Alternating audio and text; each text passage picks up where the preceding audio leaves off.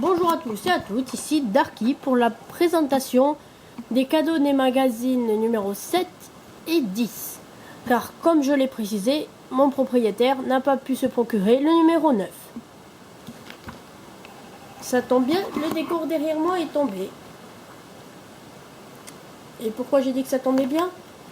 Parce que comme ça, on peut le remettre mieux plus tôt.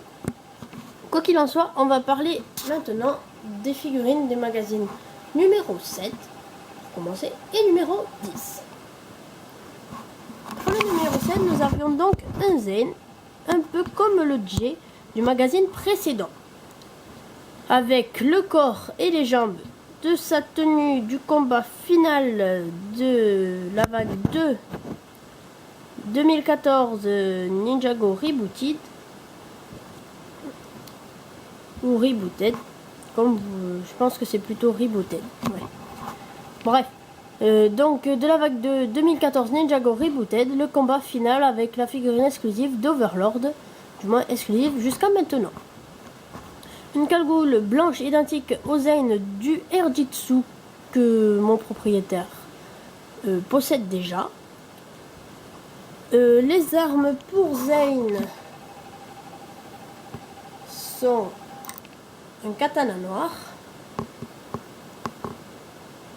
Nous avions personnellement dans notre pochette un trident. Un trident, c'est l'arme d'après. Un scythe, même si ce n'était probablement qu'une pièce de rechange, c'est toujours une arme en plus. Et nous avions donc un trident grand et plutôt sympathique. Grand, vous voyez le genre. Bref. Et il possède aussi des épaulettes argentées. Et c'est la tête de Zane avant qu'il ne meure. Désolé si vous n'avez pas vu ça. Ce qui devrait être très bizarre. Mais Zane meurt à la fin de la saison 3. Et oui, désolé de vous avoir spoilé si c'est le cas. Même si ça m'étonne. Donc une figurine sympathique, stylée, et qui nous permet d'avoir les 4 ninjas principaux dans tous les magazines. Car dans le premier nous avions Kai, dans le troisième nous avions Cole, dans le cinquième nous avons Jay, et dans le septième cette fois-ci nous avions Zane.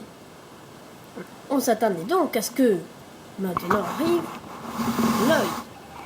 Mais non, pour le numéro 10, au lieu d'avoir Lloyd comme nous l'avions tant espéré, nous avons suspense, un autre Kai qui, ma foi, j'adore. Il a une tenue de la vague 1 de 2015, une tenue jungle du corps aux jambes. C'est la tenue de Kai mode jungle que l'on peut apercevoir dans les épisodes de la saison 4 sur l'île de Chen. La tête, avec le bandeau et les cheveux, c'est donc la même tête que le Kai de Rebooted ou que le Kai mode tournoi. Il a ce nouveau range épée qui, ma foi, est plutôt cool, mais laisse glisser les épées. Une petite démo avec l'épée de Zane. Et tombe si Kai fait une cascade.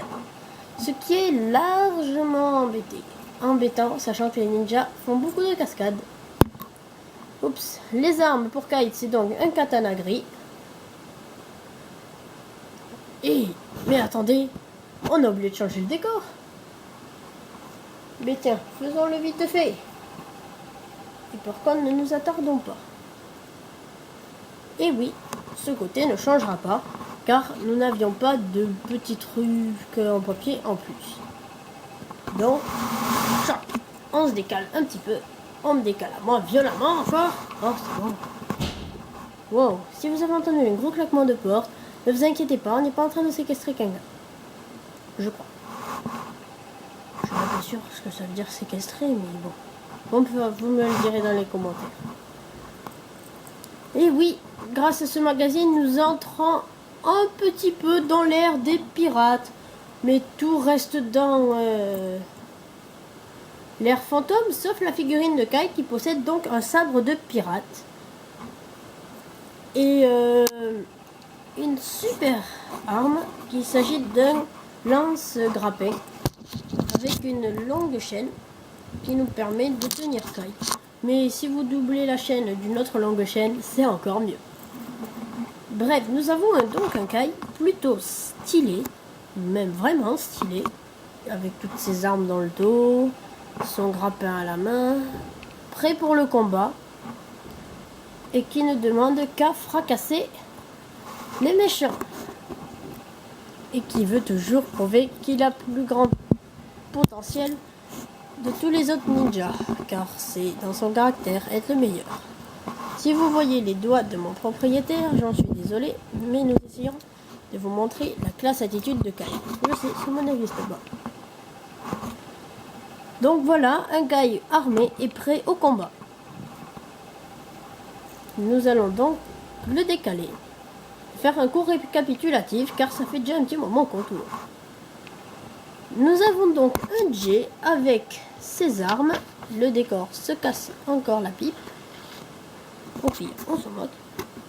Donc un J avec des armes sympas qui sont bien assorties avec le personnage de J. Enfin, on va mal remettre le décor en fait. Ouais, je pense aussi.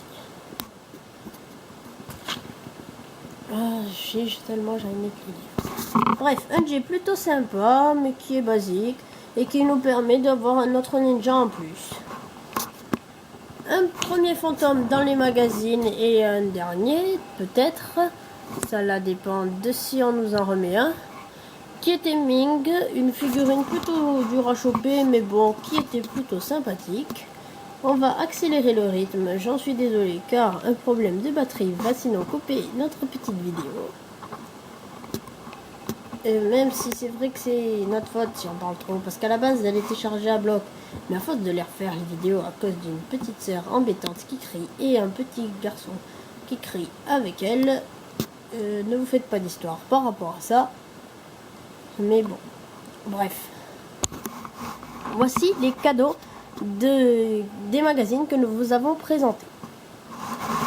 C'était donc Darky pour la présentation des magazines Lego Ninjago numéro 7, 5, excusez-moi, 6, 7 et 9. Quoi qu'il en soit, nous on se retrouve très bientôt pour une prochaine vidéo. Cette vidéo est censée sortir le 3 février, sinon elle sortira le mardi 6. Quoi qu'il en soit, on se retrouve très bientôt pour une nouvelle vidéo. N'hésitez pas à liker la vidéo, à vous abonner si les autres vidéos et la chaîne vous plaît. Et à bientôt. C'est bon, c'est fini.